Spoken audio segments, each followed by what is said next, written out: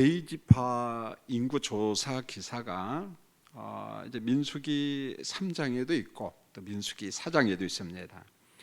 출생 후 1개월 이상 된 사람의 숫자를 보면은 고핫 자손이 8,600명입니다. 그리고 게르손 자손이 7,500명이고 무라리 자손이 계속 제일 작았어요. 6,200명입니다. 그런데 이 모든 사람이 성전에서 봉사하는 건 아니고, 왜냐하면 나이가 어린 사람은 제외해야 되니까. 그래서 실질적으로 봉사한 사람의 숫자는 30세부터 50세 연령에 해당되는 사람인데, 그 숫자를 보면 재미가 있어요. 고핫 자손은 2,750명, 게르손 자손은 2,630명, 무라리 자손이 3,200명입니다. 이 세 자손들의 숫자를 합해 갖고 8,580명, 민수기 4장 48절에 나오는데, 물론 이제 제가 잠시 후에 30세에서 50세까지만 왜 성막에서 봉사하게 했는가, 그 의미를 한번 적용도 하고 공부를 하려고 합니다. 여러분, 1개월 이상의 숫자는 고핫 자손이 제일 많아요. 8,600명으로. 그러나 성막 봉사하는 사람은 무라리 자손이 제일 많습니다. 원래 1살 이상은 무라리 자손은 6,200명밖에 안 되고 제일 작았어요. 그런데 참 신기합니다. 성막에서 봉사하는 사람은 무라리 자손이 가장 많았다는 거예요. 이걸 우리가 어떻게 봐야 되느냐? 여러분, 그냥 성경을 읽다 보면은 정말 지루하고 재미없는 본문이에요. 그냥 몇 명 있더라. 그래서 정말 인내할 줄 아는 사람만 읽지, 그렇지 않은 사람은 대충 뛰어넘어가요. 여러분, 그렇죠? 뭐 말 안 해도 압니다. 저도 그러니까 여러분요, 얼마나 이게 읽기가 힘든지 몰라요. 그런데 우리 목회자들하고 같이 공부하다 보면은요, 아하, 하나님의 간섭이구나 이게. 여러분, 고핫 자손이 운반하는 것을 보면은 그 성소의 지성물이 대부분 가볍습니다. 이 무라리 자손들이 울러매고 가는 것은 가벼워요. 그런데 반대로 고핫 자손이 운반하는 것은 가볍고, 무라리 자손들이 운반하는 것은요, 전부 다 무거운 겁니다. 회막의 기구 중에서 가장 무거운 것을 수레에다 싣고 가고 메고 가야 돼요. 그게 뭔고 하냐면 널판 혹은 기둥, 받침대, 말뚝, 각종 줄, 이 줄도 가느다란 줄이 아닙니다. 견고하게 하다 보니까 얼마나 줄이 많은지 모르겠어요. 결국은 인원이 많이 있을 뿐만 아니라 힘도 강해야 된다는 거예요. 그래야만이 이 많은 도구를 갖다가 운반할 수가 있었어요. 여러분, 참 신비하잖아요. 전체 인구는 가장 작아요. 그렇다면은 비례해서 힘쓰는 일꾼도 작거든요, 보면은. 그런데 그렇지가 않다는 거예요. 오히려 반대로 그 무거운 짐을 메고 가는 사람들, 지성물을 메고 가는 사람이 가장 많았다는 거예요. 여러분, 이걸 어떻게 봐야 되느냐? 하나님은 각 사람에게 감당할 능력과 필요한 것, 그리고 지혜와 인원을 주십니다. 할렐루야. 이게 참 중요합니다. 이런 은총을 받은 사람들이 누구냐? 무라리 자손이에요. 1개월 이상 숫자는 가장 적은 6,200명이었지만은 성막 봉사자만큼은 가장 많은 3,200명을 주셨어요. 하나님의 은총이죠. 그리고 기쁘게 헌신을 감당했습니다. 여러분, 우리가 성경을 읽다 보면 고린도전서 10장 31절을 즐겨 묵상하잖아요. 우리가 시험 당할 때 무엇도 허락합니까? 감당할 능력도 하나님이 주십니다. 동시에 무슨 일을 할 때도 감당할 능력을 하나님이 우리에게 주셔요. 그래서 고린도전서 10장 31절 맨 끝에 가면 너희로 능히 감당하게 하시니라, 이 말씀을 합니다. 여러분, 바울 사도가 목회를 하고 선교를 하면서 무수한 일을 경험하잖아요. 어느 때는 막 절벽 같아요. 이걸 과연 할 수 있을까? 내가 선교할 수 있을까? 어느 때는 막 돌 맞아서 피 흘리면서 가거든요. 포기하고 싶거든요. 이거 죽었군요. 그런데 돌아보니까 하나님께서 감당치 못할 시험당함을 허락지 않았고, 하나님이 능히 감당케 하시는구나. 여러분, 곰곰이 여러분의 인생을 보십시오. 내가 예수를 믿고 거듭난 백성으로 살아갈 때 위기 있을 때도요, 그걸 모면할 수 있는, 감당할 수 있는 능력을 주셨어요. 할렐루야. 맞습니다. 이게 오늘 저는 이 무라리 자손을 보면서 그걸 느꼈어요. 자, 첫 번째로 이제 민수기 4장 1절로 20절을 보면은 고핫 자손들이 받은 임무가 나오는데, 성막과 진영을 이동할 때 고핫 자손들이 감당한 것은 주로 뭐냐면 성소 안에 있는 것들 혹은 지성소 안에 있는 것들. 여러분, 그건 별로 무겁지가 않아요. 그러나 아주 귀한 것들이잖아요. 그래서 4절에 보면은 지성물 그렇게 이야기했는데, 이건 무슨 말이냐면 거룩 중에 거룩, 그런 말이에요. 그러니까 정말 거룩하다, 정말 거룩하다, 그런 말입니다. 그래서 성소 안에 있는 언약궤, 떡상, 등대, 분향단, 번제단, 이런 기구들을 운반하는 책임이 누가 곁에 있냐? 고핫 자손들에게 있었어요. 그러니까 이거 좀 가벼운 것들이거든요. 자, 성막과 진영을 이동할 때 우리가 잘 알아야 되는데, 1차적인 책임, 이런 누가 하느냐? 아론과 그의 아들 제사장, 그러니까 다시 말하면 감독자인 엘리에스알 제사장이 이 모든 것을 감독을 합니다. 그래서 지성소와 성소 안에 있는 모든 기구를 해달의 가죽으로 잘 덮고, 그 위에다가 순청색 보자기로 덮고, 사람이 어깨에 멜 수 있도록 채를 꿰는 작업까지 이걸 다 완료를 하는 거예요. 그러니까 한마디로 말하면 이사 준비 완료. 이것은 누가 하느냐? 제사장들이 했습니다. 만약에 일반 레위 지파 가면 그 사람 죽어요. 이렇게 이사 준비를 전부 다 완료해 나면은 여기에 관련된 고핫 자손들이 그것을 잘 울러매고 그리고 안전하게 이동을 했습니다. 여러분, 레위 지파일지라도 지성물을 보거나 그게 사람의 몸에 닿으면 그 사람 살아요, 죽어요? 죽습니다. 그래서 제사장들은 지성물에 사람이 가까이 오는 것을 막았어요. 막지 않으면 그 사람 죽거든요, 보면은. 그래서 이런 일을 전부 다 제사장이 맞춰 놓으면은 감독자 대제사장 엘레아살이 운반하십시오 명령이 뚝 떨어지면은 그때 고핫 자손들이 메고 갔습니다. 함부로 성물에 손대면 안 돼요. 채에다 깬 것을 잘 메고 운반해야 됐어요. 여러분, 하나님의 임재와 영광의 상징인 지성물을 사람들이 보거나, 민수기 4장 20절 보거나 만지면 그 사람 죽어요. 민수기 4장 15절에도. 여러분, 이게 죽으리라라고 하는 말은 죽는다는 말인데, 성물을 보고 만짐으로 죽지 않도록 조심하라, 그런 말이에요. 자, 하나님께서 법을 주셨어요. 율법을 주셨습니다. 그러므로 조심하라, 너 죽는다. 그러므로 이제 우리가 알아서 해야 돼. 만지거나 보면 죽으니까 네가 죽지 않도록 삼가 조심하라, 조심하라. 오늘 그렇게 이야기한 거예요. 내 생명 내가 지켜야죠. 오늘 그게 대단히 중요하잖아요. 그래서 지성물을 운반할 때도 채에다 꿰은 다음에 반드시 어깨에다 메고 가야 돼요. 이 규정을 위반한 사람, 대표적인 사람이 누구냐면 웃사가 이것을 위반하다가 어떻게 했어요? 죽었습니다. 여러분, 웃사가 레위 지파 사람이에요. 레위 지파 사람 중에도 무라리 자손입니다. 그런데 이 사람이 이걸 알 법한데 왜 이 사람이 실수했을까? 한편으로 다윗도 실수를 합니다. 이 무라리 자손이 하면 안 돼요, 사실은요.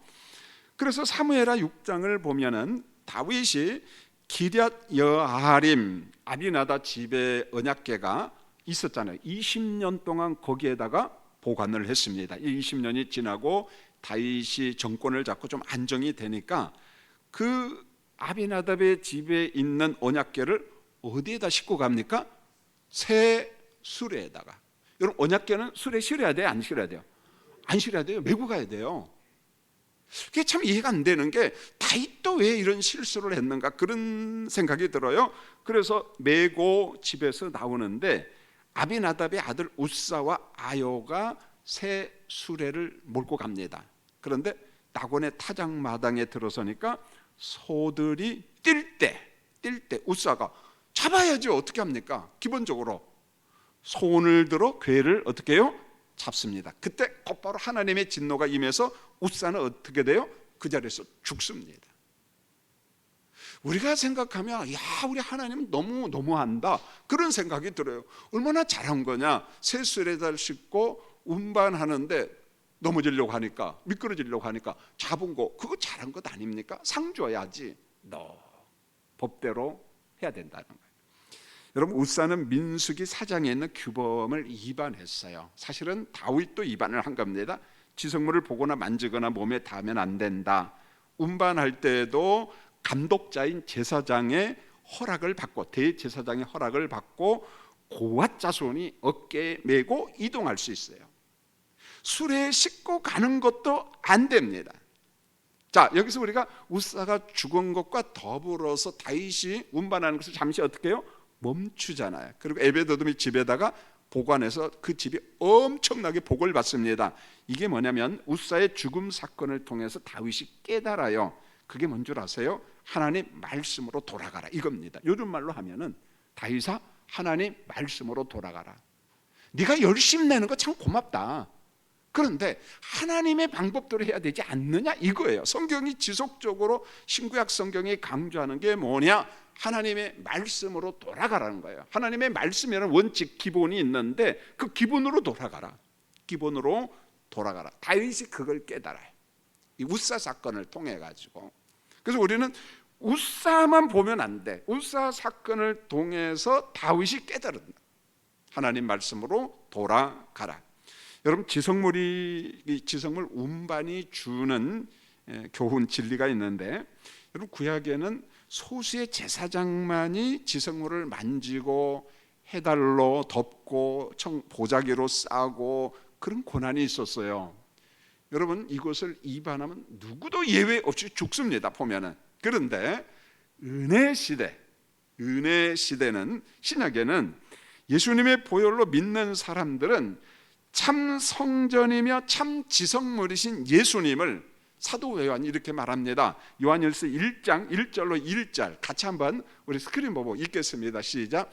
태초부터 있는 생명의 말씀에 관하여는 우리가 들은 바요, 눈으로 본 바요, 자세히 보고 우리 손으로 만진 바라. 좀 논리비약처럼 보이지만은 지성물은 실체이신 그리스도의 예표예요.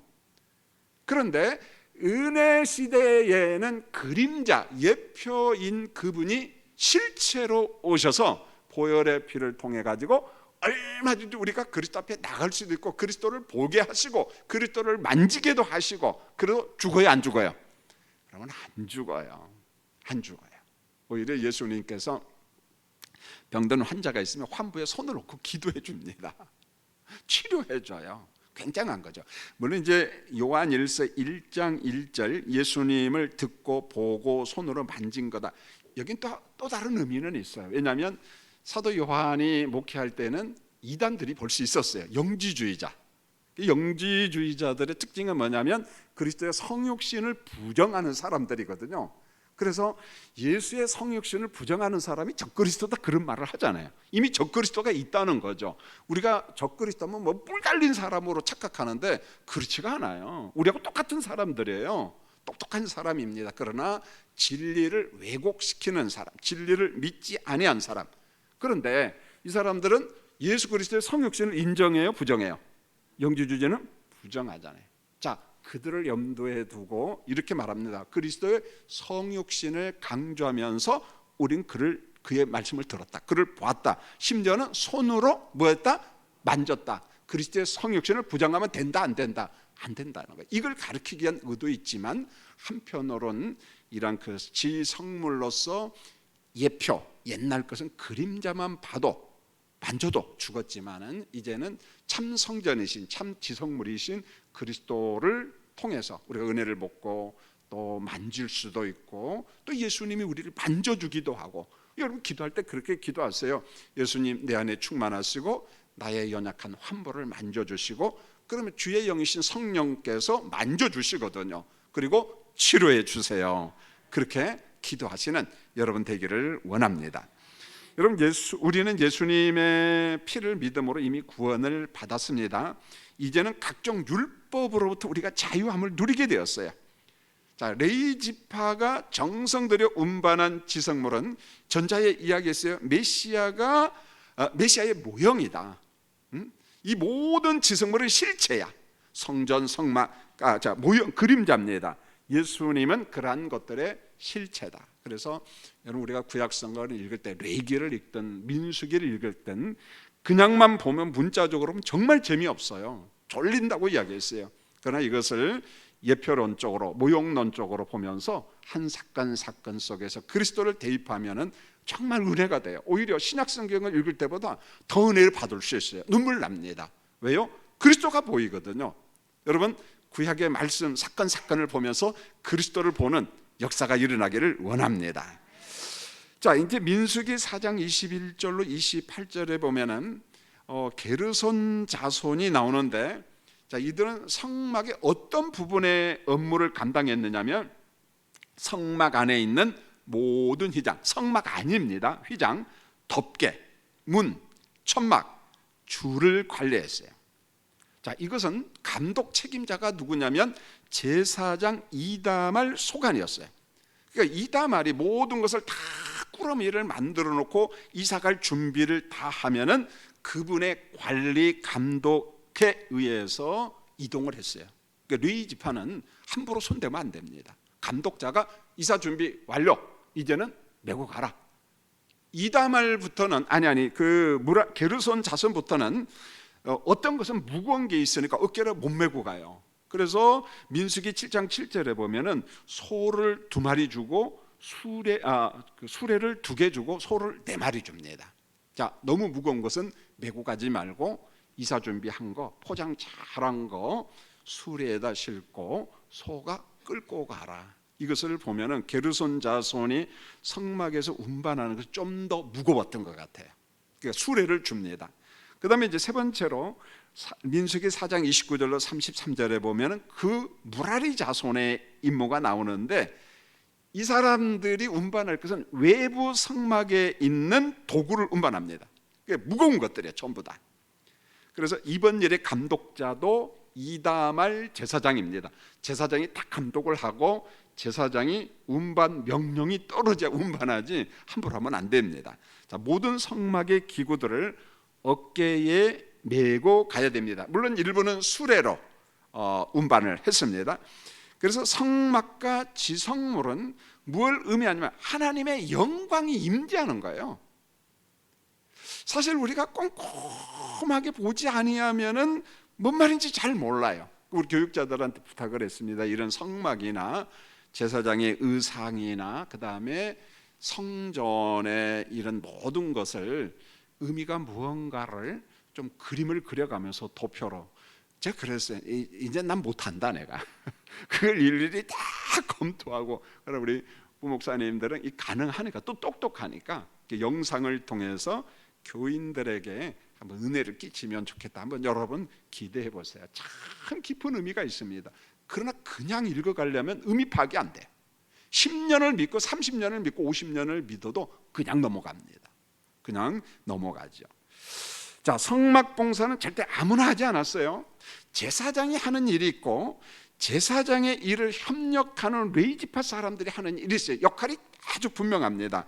그래서 제사장은 지성물을 가죽과 보자기로 덮고 어느 때는 줄로 묶습니다. 그래서 이사 준비가 끝나면은 레위 지파 사람들이 어깨에다 메고 운반을 하고, 어떤 때는 이 무라리 자손은 민수기 7장 8절에 보니까 수레를 4개 줍니다. 그리고 소를 8마리 줘요.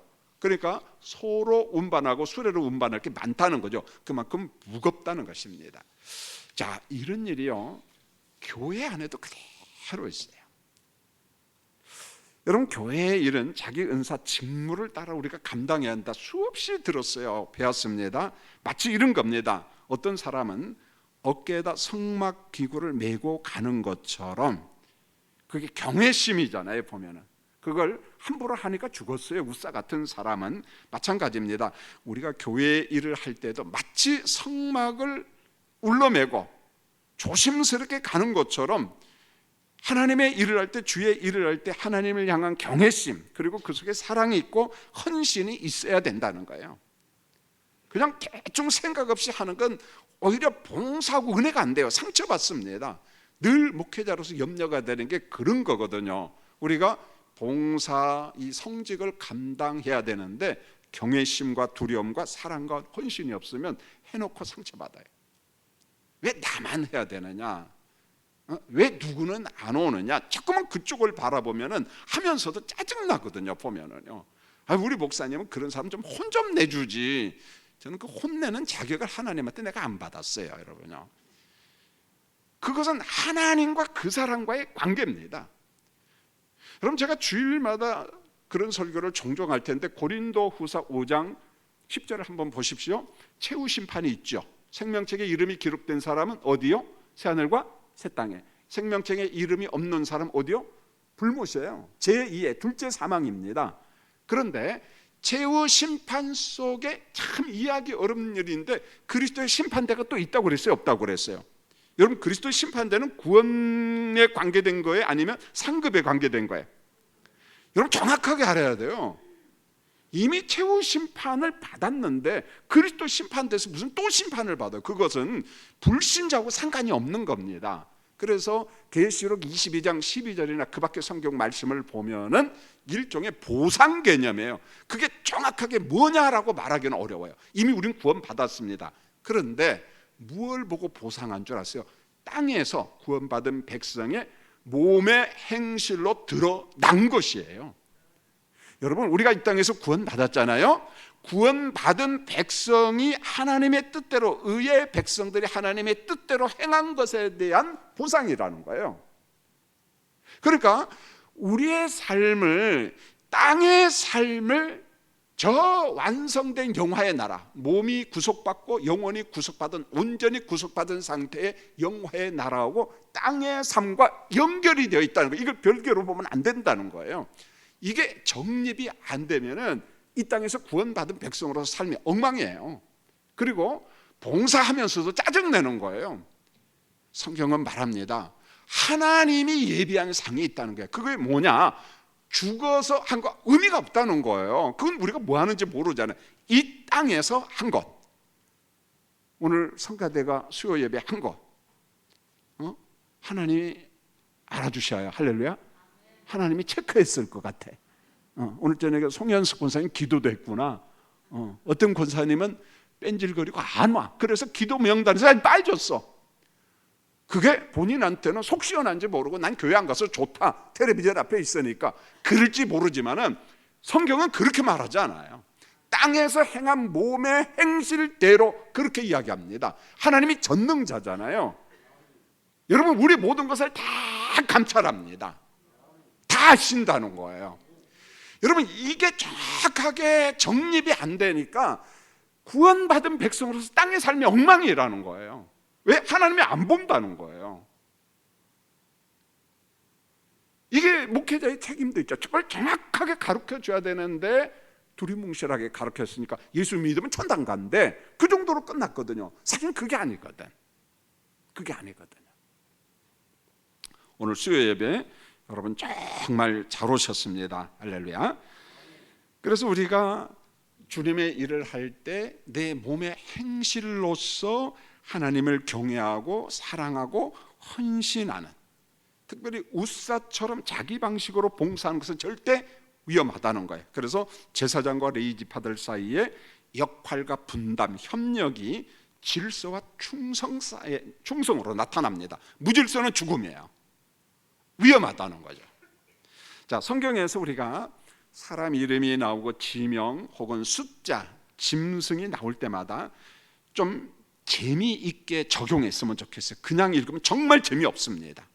그래서 그냥 지나칠 수 있는 숫자, 지명, 도시 이런 거 있는데 우리가 새롭게 좀 발견했으면 좋겠어요. 그래서 민수기 1장에서 4장 혹은 어떤 레위기 같은 새로운 진리를 발견할 수 있어야 되는데, 제사장, 레위지파 한 사람이 부름받은 것처럼, 역할을 맡겨주신 것처럼 우리도 선택받은 사람이라는 거예요. 그래서 등장하는 그 인물, 등장하는 역할 속에 여러분을 다 대입시키면 돼요. 나를 갖다가 한번 대입시켜 보세요. 그러면 내가 제사장이구나, 내가 고앗 자손이구나, 내가 게르손 자손이구나, 내가 무라리 자손이구나. 그러면은 하나님이 내게 교회와 하나님의 나라 선교를 위해서 역할을 주셨구나. 그게 내 임무라는 거예요. 그게 나만 할 수 있는 고유 영역이라는 거예요. 그래서 여러분, 지성물을 어떤 사람은 묶는 사람이 있잖아요. 그리고 지성물을 어깨에 메고 운반하는 사람들이에요. 여러분 조금 어렵습니까? 아니면 쉽게 해보세요. 나는 묶는 사람인가? 울러 메고 가는 사람인가? 내 역할이 뭐지? 그걸 안다는 게 중요하잖아요. 여러분 제가 수요 예배나 금요 기도에 우리 권사님들이 좀 나와서 기도 좀 하면 좋겠다, 기도 좀 하면 좋겠다, 그냥 한쪽 귀로 듣고 그냥 흘러버리는데 사실은 저도 속으로 속상할 때가 있어요. 왜 책망하고 싶을 때가 있습니다.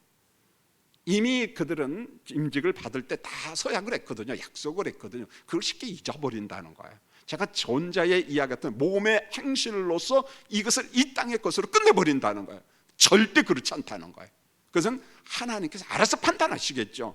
왜 그러냐면은 적어도 우리가 서약할 때 기도의 어머니로서 교회 기도 담당하도록 서약했거든요. 약속했거든요. 종교인들한테 기도 요청할 수 있지만은 기도 요청한다고 잘하지 않거든요. 보면 그래도 권사님은 제가 볼 때는 마치 100부장 같고 50부장 같아요. 그 역할을 좀 감당해 주세요. 감당해 주세요. 그거거든요. 보면은요. 그런데 이것을 듣고 그냥 다 흘러버린다는 거죠. 사실 목회자 입장에서 겁나요. 사실은요. 말씀 그것은 목회자도 마찬가지입니다. 우리 모든 직분자도 마찬가지라는 거예요. 하나님께서 내게 지성물을 묶는 역할을 주셨나? 아니면 지성물을 어깨에 메고 가는 역할을 내게 주셨나? 그 역할, 그게 우리 몸의 행실로 하나님이 주신 게 나타나야 된다는 거죠. 그 다음에 이제 성막 봉사자, 회막 봉사자가 나이가 정해져 있어요. 30살부터 50살까지. 여러분 말씀을 보면은 25살 이전까지는 성막 봉사에 참여를 못합니다. 얼씬도 못해요. 그런데 25살부터 약 5년간 민수기 8장 24절이니까 견습기간이에요. 우리 하나님께도 견습기간을 주셨구나. 배우는 기간이죠. 보면은 성막과 교회 봉사를 하는데 충분한 준비 시간을 하나님이 주십니다. 충분한 준비 시간을 주셔요. 그리고 난 다음에 30살부터 50살까지 20년 봉사하라. 이게 무슨 말인 줄 아세요? 1살부터 30살까지 30년 동안 준비하라는 거예요. 여러분 준비가 우두커니 있는 건가요? 부모로부터 배우는 거잖아요. 선배들한테 배우는 거잖아요. 뭔가 배우는 거잖아요. 보면은요. 여러분 자녀가 여러분들한테 배우는 겁니다. 그래서 충분한 준비한 만큼 충성하면 열매가 맺어지는 거예요. 준비가 중요합니다. 너무너무 중요하죠. 자, 30살부터 50살까지는 하나님의 일을 하는데 인격과 신앙이 가장 성숙한 단계로 보는 거예요. 이 기간에.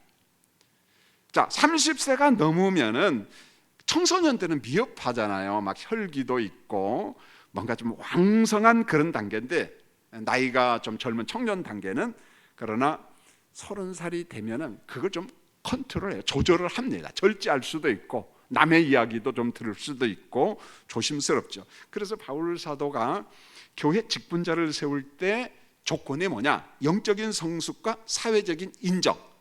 하나님 앞에 인정받고 주변 사람들로부터 인정받는 사람을 세워라. 주변 사람들한테 인정받지 아니한 사람은 삼가 조심하라. 이게 30살부터 50살까지는 그게 가능하다는 거예요. 그 다음에 또 30살에서 50살은 하나님의 일을 하는데 정신과 연령이 황금기입니다. 황금기. 가장 완숙한 거죠. 보면.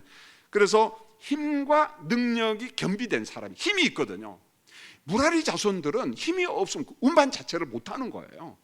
힘이 있습니다. 그리고 교회 일을 하는데 주의 일을 하는데 아주 성숙하게 감당할 수가 있어요. 이걸 보면 연세 드신 성도님들 죄송합니다.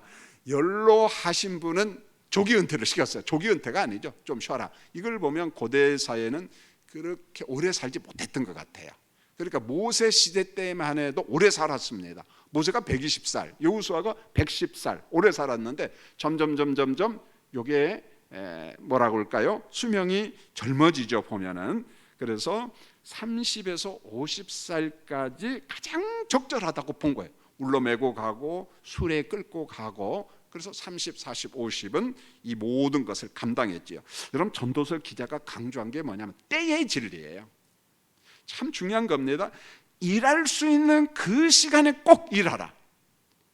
여러분 시편 110편 3절 우리가 청년들을 볼 때 이렇게 말합니다. 새벽 이슬 같은 청년, 그런 표현을 쓰죠. 여러분 굉장히 멋진 구호죠. 그런데 이건 멋진 정도가 아니라 생명과 관련된 거예요.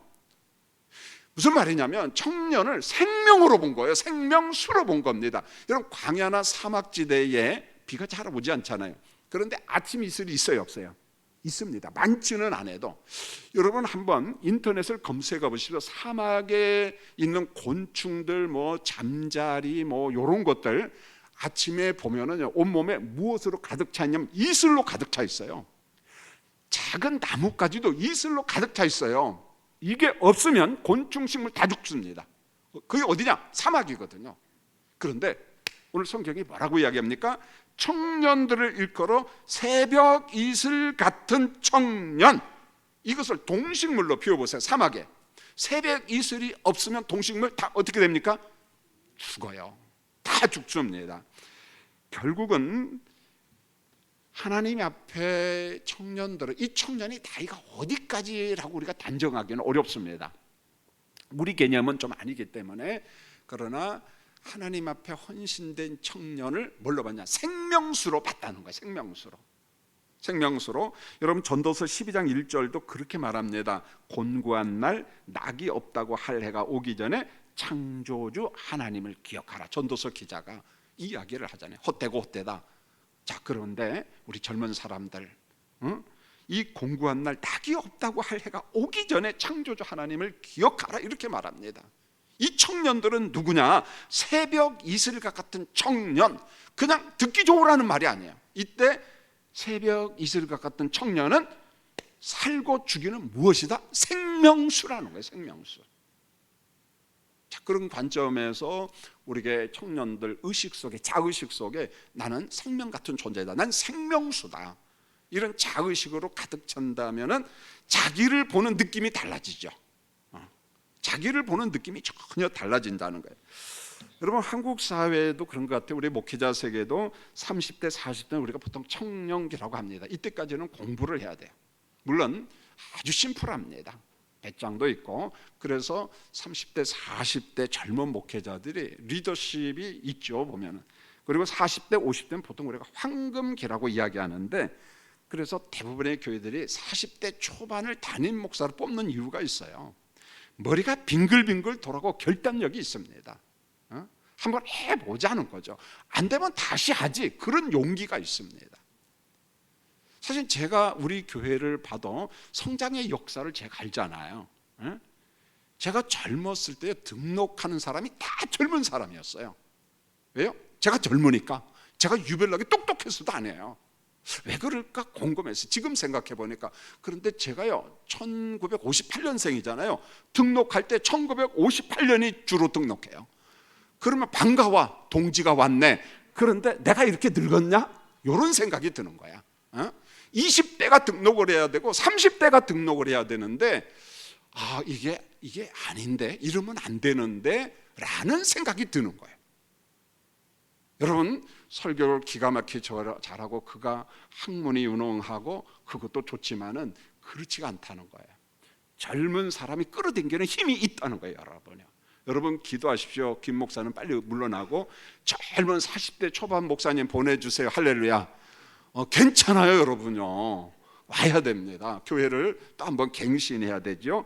그 다음에 이제 50대 60세 이상은 완숙기인데, 이분들의 역할이 왜 중요하느냐? 격려자예요. 위로자예요. 그래서 젊은 목사들이 잘할 때 잘한다, 수고한다. 그런데 참 묘한 게요, 이 완숙기에 되면 신갈이 많고 욕심이 많아지더라고. 그래서 자기가 교회에서 20년 30년 멋지게 한 목회를 갖다가 완전 내팽개치고 끝나는 거예요. 너무 안타까운 거예요. 보면 어느 목사님이 그러더라고요. 요즘에 자기가 설교를 기가 막히게 잘한대. 그래서 목사님, 그 목사님 혼자 착각하지 마세요. 그게 뭐냐, 연세가 75세야. 그러니까 가끔가다 교회 한번 설교할 거 아니겠어요? 근데 교인들이 은혜 받는 것 같고 자기가 생각해도 기가 막히게 하는 것 같대요. 그래서 목사님 착각 참 한참 하시네. 목사님 빨리 설교 끝나세요. 그 표정이에요. 목사님 착각하지 말라고. 착각하는 거예요. 착각하는 거예요. 물론 혼자 생각할 때는 여유가 있죠. 노련하죠. 경험이 많기 때문에. 그러나 심플함이 없어졌어요. 이미요. 여러분 나이가 들면은 설교를 반복 설교를 합니다. 옛날에 했던 거 또 해요. 젊은 사람은 새 거를 합니다. 나이 든 사람은 울켜 먹는 거예요. 교인들이 들을 때 30년 들었어요. 안 된다는 거죠, 여러분. 제가 연세 드신 사람 무시하는 게 아니라, 그러나 그분들의 역할이 있어요. 격려자, 잘한다, 수고한다, 칭찬해주고, 내가 좀 거머쥔 거 좀 나눠주고, 그렇게 돼야 돼요. 그리고 연세 많으신 성도님들 이런 위로자, 격려자 되기를 원합니다. 너무너무 중요하다는 거예요. 여러분 요셉은 30살에 총리가 되었어요. 이스라엘과 애굽을 건져내잖아요. 예수님은 30년을 준비하고 3년간 공생애를 사역했습니다. 여러분 모세는 80년을 준비하고 40년을 멋지게 사역했습니다. 자, 더 중요한 것은 청년기의 열정, 헌신, 아름다움 중요하죠. 연세 드신 사람들의 기도, 위로 중요하다는 거예요. 자, 그런 면에 있어서 오늘 우리는 그가 나이가 얼마냐, 그 상황 속에 역할이 있어요. 그러나 그 역할 속에 내 나이에 맞게끔 하나님의 사명을 잘 감당하는 우리 교인들이 되었으면 합니다. 여러분 연세 드신 분들은 위로자가 되시기 바랍니다. 격려자가 되시기를 원합니다. 여러분 다음 주일 청년도 일일 수련회 한다고 막 홍보하는데 무관심하지 마십시오. 돈 부족하냐? 뭐가 먹고 싶냐? 여러분 오늘 저녁에 봉투에다 하나씩 넣어가지고 안 목사에게 줄 믿습니다. 아멘. 2명 하나. 형 그거 모아놓은 거 가져가면 뭐합니까 여러분요? 예? 가져가면 뭐합니까? 여러분 오해는 마십시오. 대부분의 사람이 79세 이전에 거의 다 죽습니다. 80세 이상 사는 사람이요 그렇게 많지 않아요. 내 옆에 전부 다 90살 먹은 사람이 5명 있으니까 자기도 90살 먹고 100살 먹고 착각하는데 통계상 보십시오. 얼마 안 돼요 여러분요. 그래요. 그러니까 여러분 혹시 쌈짓돈 꼽을 쳐 넣은 거 빼요. 괜찮아요. 이번 주 토요일 주일날 누구한테 주자? 안 목사한테 제가 한번 명단을 파악할 겁니다. 어느 분이 좀 가져왔나? 그럼 용기를 주시기 바랍니다, 여러분요. 그래 오늘 저녁에 온 사람들 하나씩 다 봉투를 마련해서 안 목사한테 주시기 바랍니다. 할렐루야. 안 목사 수지 맞았다 이제. 그래서 우리가 충성할 때는 하나님의 방식대로 겁니다. 나답과 아비후는 우리가 배웠잖아요. 자의적으로 불들이다가 그도 어떻게 됐어요? 죽었어요. 여러분 우사도 자기 방식 열심 내다가 어떻게 됐어요? 죽었어요. 충성도 내 열심이 있어요. 하나님의 열심으로 충성하시기를 원합니다. 여러분 부탁합니다. 우리가 영성 새벽기도 전체 출석들 오늘 여기 오신 분들만 중보 기도해도 파워가 있어요. 힘이 있습니다. 그래서 예배 회복을 위해서 오늘 수요 예배 오신 여러분들이 힘써 주시고 다시 한번 부탁합니다. 우리 권사님들 정말 담임 목사가 원하거든요. 기도 좀 해주십시오. 기도 그게 사명이에요. 그게 임직 받을 때 약속한 겁니다. 그걸 가볍게 듣지 마십시오. 몸의 행실로 싹 드러나야 돼요. 광고 말씀 드리겠습니다.